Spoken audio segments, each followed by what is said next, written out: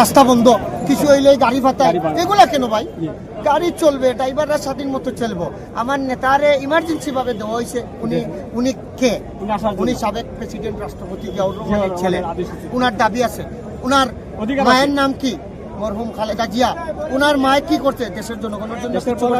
উনি তো সামান্য একটা ভোটার আইডি কার্ড যদি ইমার্জেন্সি করতে পারে না, তো দেশের জন্য ওর মা বাপ কি করলো? তিনবারের প্রধানমন্ত্রী হিসেবে তার তো একটা স্লোগান ছিল যে সবার আগে ক্ষমতার না, আগে না, না, জনতা, আমি বলি। জনতার আগে বাংলাদেশ, আমার আগে আমরা, আচ্ছা, জনতার আগে আমার আগে আমরা, আমার আগে জনতা, ক্ষমতার আগে জনতার, সবার আগে বাংলাদেশ। এইরকম কথা হইলো উনার কথা হইলো আওয়ামী লীগ, জাতীয় পার্টি, জামাত সবাই জাসদ বাসদ লাগাইয়া এনসিপি, আমরা একটা বাংলাদেশ, ছোট বাংলাদেশ। আপনার মাঝে হিংসা বিদ্বেষ কেন থাকতে?